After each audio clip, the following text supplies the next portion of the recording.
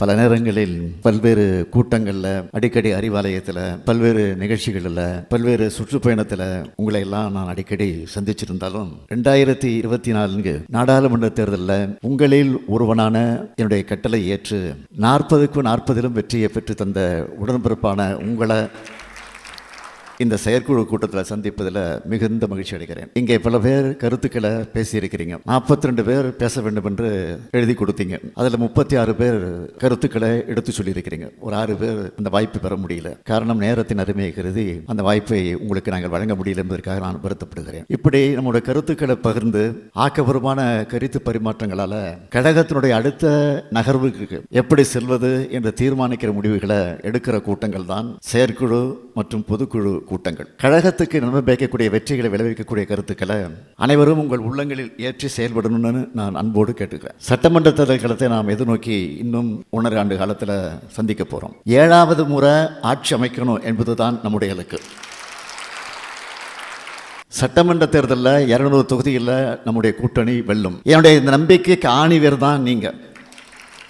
களத்தில் நாம் கொடுக்க போகிற உழைப்பு தான் நம்முடைய வெற்றியை உறுதி செய்ய போகுது. கண்ணுக்கு எட்டிய தூரம் வர எதிரிகளே இல்லைன்னு ஆணவத்தில் பேசுகிறவங்க இல்லைன்னா, எத்தனை படைகள் வந்தாலும், அவங்க எத்தனை பெரிய திட்டங்களோடு வந்தாலும் அவங்களோட வியூகங்களை முறியடிக்கிற கலைஞருடைய படை என்கிட்ட இருக்கு என்ற நெஞ்சுரத்தில் தான் நான் நம்பிக்கையோடு பேசுகிறேன்.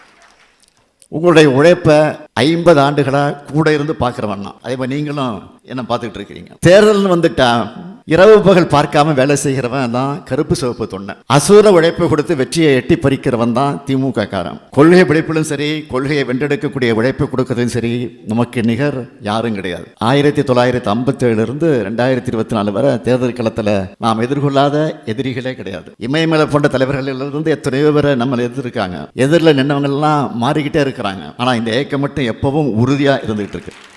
ஏன்னா இது எப்பவும் மக்களோட இருக்கக்கூடிய இயக்கம். வெற்றி கிடைச்சிட்டா நம்ம இதில் ஆடவும் மாட்டோம், தோல்வி அடைஞ்சிட்டா தோண்டு போய் மூளையில் உட்கார்ந்துட மாட்டோம். நம்முடைய பெரிய பலமே நம்ம கட்சியினுடைய அமைப்பு முறை தான். பேரறிஞர் அண்ணா உருவாக்கி தலைவர் கலைஞர் அவர்கள் கட்டி காத்த அமைப்பு என்ற முறை தான் நம்மோடது. அதனால தான் தலைவர் கலைஞர் அவர்கள் உறுதியாக சொன்னார், இந்த கருணாநிதியின் கதை முடிஞ்சாலும் திமுகவின் கதை முடியாது. அந்த அளவுக்கு திமுகவுடைய உட்கட்டமைப்பு மிக மிக வலிமையானதுன்னு சொன்னார். அதனால எத்தனையோ முறை நம்முடைய பகைவர்கள் உழைந்தது திமுக குதூகலமாக எழுப்பினாவும் அப்படி சொன்னவங்க காலத்திலலாம் அவங்க தான் காணாமல் போயிருக்காங்க, தவிர திமுக அழியல. இன்னைக்கு வர தமிழ்நாட்டினுடைய முதன்மையான இயக்கமாக இந்தியாவிலேயே 75 ஆண்டு காலை கடந்த ஒரே மாநில அரசியல் கட்சியா அதே வலிமையோடு வீரியத்தோடு இருக்கிறோம். இப்போ நாம் அமைச்சரிக்கக்கூடிய திராவிட மாடல் ஆட்சியும் எளிதாக அமைஞ்சிடல. நடுவில் 10 ஆண்டு காலம் நம்மளோட போராட்டம் எப்படிப்பட்டதாக இருந்துச்சு. ஒரு முறை எதிர்கட்சியாக கூட வரல, சோர்ந்து போயிட்டோமா, நம்ம வீட்டுக்குள்ளே முடங்கி உட்கார்ந்துட்டோமா? இல்லையே. ஒவ்வொரு நாளும் மக்களோட இருந்தோம், மக்களுக்காக குரல் கொடுத்தோம். வீதி வீதியா வீடு வீடுவா போய் மக்களை சந்திச்சோம். வீதிக்கு வந்து மக்கள் பிரச்சனைக்காக போராடணும். புயல் வெள்ளம்னு எந்த பாதிப்பு வந்தாலும் முதல் ஆளாக ஓடி போய் மக்களுக்கு உதவணும். இன்னும் பெருமிதத்தோடு சொல்லணும்னா, கொரோனாவில் உலகமே முடங்கி போனப்போ வல்லரசு நாடுகள்லாம் முடங்கி போச்சு. லாக்டவுன் நேரத்தில் கூட மக்களின் தேவைகளை கேட்டு அறிந்து அவங்க வீடு தேடி போய் உதவி செஞ்ச ஒரே இயக்கம் திமுக கழகம் தான். அதை சாதிச்சு காட்டினது தான் உடன்பிறப்பாக இருக்கக்கூடிய நீங்கள் தான். பதவிக்காக கொள்கைகளை சமஸ்திரம் செஞ்சிக்காம கடுமையான உழைப்பால மக்களுடைய நம்பிக்கையை பெற்று ஜனநாயக முறைப்படி மக்களால் தேர்ந்தெடுக்கப்பட்டு ஆட்சி பொறுப்புக்கு வந்திருக்கிறோம். நம்முடைய திராவிட மாடல் ஆட்சி அமைஞ்சதிலிருந்து நாள்தோறும் மக்கள் நல திட்டங்களை பார்த்து செயல்படுத்திக்கிட்டு வரோம். கலைஞர் மகளிர் உரிமை திட்டம், விடியல் பயணம், முதலமைச்சரின் காலை உணவு திட்டம், புதுமை பெண், தமிழ் புதல்வன், நான் முதல்வன், மக்களை தேடி மருத்துவம், இன்னுயிர் காப்போம், நம்மை காக்கும் 48, தோழி விடுதின்னு ஒரு நாள் முழுக்க பட்டியல் போடக்கூடிய அளவுக்கு திட்டங்களை நிறைவேற்றிட்டு வரோம். அனைத்து மாவட்டங்களும் சீரான வளர்ச்சி பெறணும்னு தொழிற்சாலைகள், உட்கட்டமைப்பு வசதிகள்னு ஓய்வில்லாம பணியாற்றி கொண்டிருக்கிறோம். நான் சவால் விட்டு சொல்றேன், இந்தியாவில் எந்த மாநில அரசும் இவ்வளவு திட்டங்களை இந்த அளவுக்கு சிறப்பாக செயல்படுத்திக்கிட்டு இருக்கா? நிச்சயம் கிடையாது. ஆளுங்கட்சியாக வந்ததிலிருந்து கொரோனா, மழை வெள்ளம்னு எத்தனையோ நெருக்கடிகளை எதிர்கொண்டு எதிர்நீச்சல் போட்டு மக்களை காப்பாற்றிக்கிட்டு இருக்கோம். ஒரு நாள் கூட ஆளுங்கட்சியா நம்ம ரிலாக்ஸாக இருந்ததில்லை. எவ்வளவு நெருக்கடியில் ஆட்சிக்கு வந்தோம். 10 ஆண்டு அதிமுக ஆட்சியோட இருட்டில் இருந்து மீட்டெடுப்பதை நமக்கு பெரிய சவாலாக இருந்துச்சு. அதையெல்லாம் சமாளித்து தமிழ்நாட்டை முன்னேற்றிக்கிட்டு இருக்கிறோம். கொடுத்த வாக்குறுதிகளை நிறைவேற்றிக்கிட்டு இருக்கோம். இன்னொரு பக்கம் தமிழ்நாட்டை எப்படியெல்லாம் பின்னுக்கு தள்ளலாம்னு யோசிச்சு எல்லா வகையிலும் நெருக்கடி தர பாஜகவை சமாளிக்கிறோம். வெறும் தமிழ்நாட்டோட நம்ம எல்லையை சுருக்குகிற மாநில கட்சி இல்ல திமுக.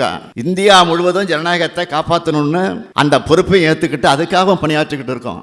இப்படி கடந்த 3 ஆண்டுகளா ஓயாம உடைக்கிற நமக்கு உற்சாகம் தருவது எது? தொடர் வெற்றிகள் தான். அந்த வெற்றிக்கு காரணம் தமிழ்நாட்டு மக்களும் நம்முடைய கூட்டணி கட்சி தோழர்களும் தான். 2019 கூட்டணியா சேர்ந்தோம், கொள்கை கூட்டணியாக சேர்ந்தோம். சாதாரண கூட்டணியாக அல்ல, கொள்கை கூட்டணியாகவே சேர்ந்தோம். தொடர்ந்து நடந்த சட்டமன்ற தேர்தல், உள்ளாட்சி தேர்தல்கள், நாடாளுமன்ற தேர்தல்கள் எல்லாத்திலையும் வெற்றி தான். இந்த வெற்றிகள் மூலமாக என்ன செய்யறோம்? நாடு, நாட்டு மக்கள், நாட்டினுடைய பன்முகத்தன்மை, மொழி, பண்பாடு, மதச்சார்பின்மை இவற்றை பாதுகாக்கும் அரசியலமைப்பு சட்டம், இதையெல்லாம் காக்கக்கூடிய ஜனநாயகம்னா தொடர்ந்து செயல்படுறோம். அதனாலதான் இந்த கொள்கை கூட்டணிக்கு எதிராக பலரும் அரசியல் கணக்கு போடுறாங்க. நான் உறுதியா சொல்றேன், நம்ம கொள்கை கூட்டணிக்கு எதிராக அவங்க போடுகிற கணக்கெல்லாம் தப்பு கணக்குகளாகத்தான் ஆகும். வெற்றி கணக்கு நம்ம கூட்டணிக்கு தான். நம்ம எதிர்க்கிற எதிர்க்கட்சிகள்லாம் வாக்குகளை பிரிக்க தனித்தனியாக வந்தாலும் சரி, மொத்தமாக சேர்ந்து வந்தாலும் சரி, 2026 திமுக கூட்டணி தான் வெற்றி பெறும். அதுவும் சாதாரண வெற்றி அல்ல, சரித்திர வெற்றியை பெறுவோம். தலைவரே சொல்லிட்டாரு, வெற்றியை சொல்லவா வந்துடும், யாரும் மெத்தனமாக இருந்துடக்கூடாது. 200 தொகுதிகளுக்கு மேலே வெற்றி பெறணும்னா அது எளிமையாக வராது. அதுக்கு இங்கே இருக்க எல்லோரும் உறுதி எடுத்துக்கணும்.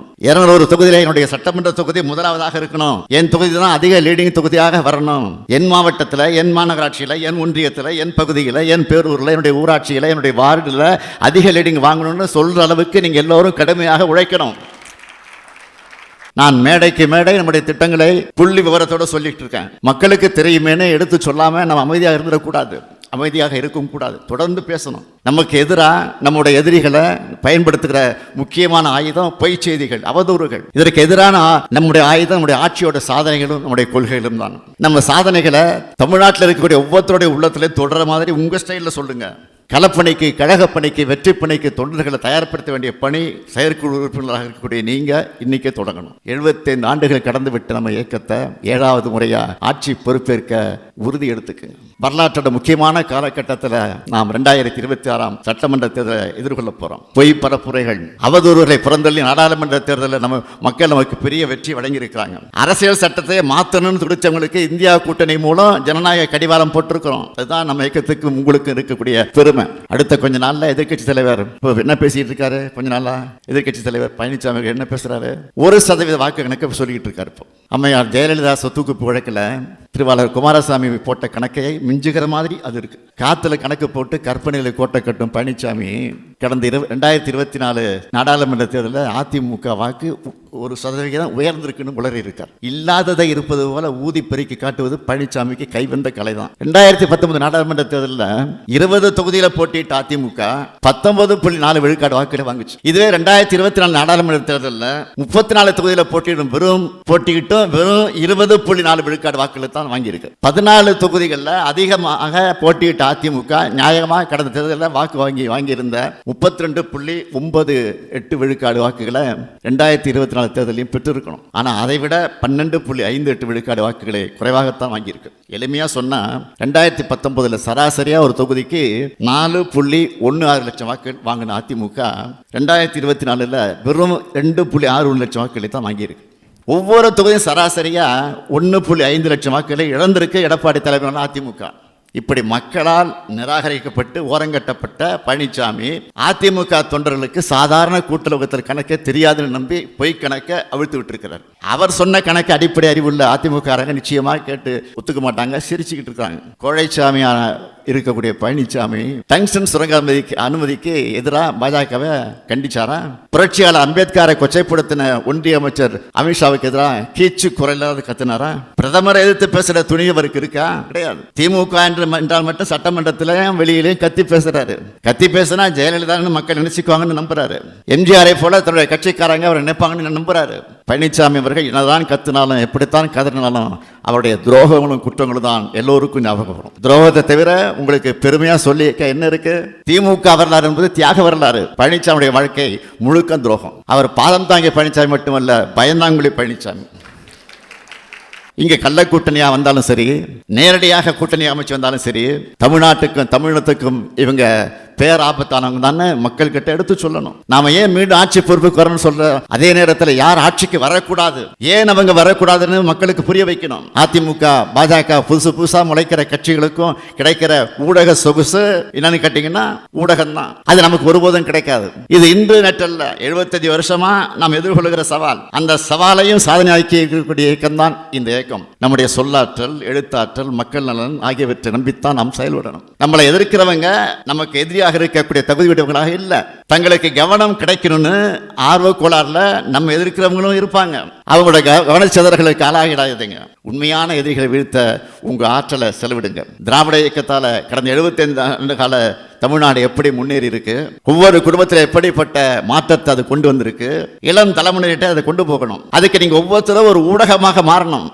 திமுகவோட அனைத்து நிலை பொறுப்பாளர்கள் மட்டும் அல்ல, திராவிட இயக்கத்தின் தொண்டர்கள் ஒவ்வொருவரும் முன்னிலையிலும் இருக்கக்கூடிய அடிப்படை கடமை இது. குடும்பம் மற்றும் நண்பர்கள் சார்ந்த வாட்ஸ்அப் குழுக்களால நம்ம ஆட்சி அடுக்கடுக்காக நிறைவேற்றி வர திட்டங்களை, சாதனைகளை பரப்பணும். கழகம் தொடர்பான பொய் செய்திகளை, அவதூறுகளை முறியடிக்கணும். தமிழ்நாட்டுக்கு திமுகவுடைய கொள்கை ஏன் அவசியம்னு நாகரிகமான முறைகளை பொறுமையை எடுத்து சொல்லணும். இது எல்லாத்தையும் இன்னைக்கே நீங்க தொடங்கி ஆகணும்னு நான் கேட்டுக்கிறேன். கழகத்துக்கு பவள விழா கொண்டாடி இருக்கிறோம். வெள்ளி விழா, பொன் விழா, பவள விழா கண்டபோதெல்லாம் நாம் தான் ஆட்சி பொறுப்பில் இருந்திருக்கிறோம். அப்படிப்பட்ட இயக்கம். அதனால தான் கேட்கிறேன், 100 ஆண்டு காணும் போது கூட ஆட்சி பொறுப்பில் இருக்கும்.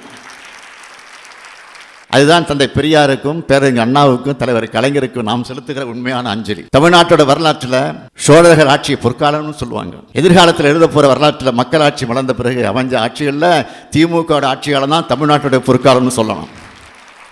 தமிழ்நாட்டை வளர்த்தெடுத்தவங்க இந்த கருப்பு சிவப்பு காரணங்க தான் சொல்லணும். நம்மோட முழக்கம் வெல்வோம் 200, படைப்போம் வரலாறு. திரும்ப சொல்லுங்க, வெல்வோம், வெல்வோம், படைப்போம், வெல்வோம், படைப்போம். நன்றி, வணக்கம்.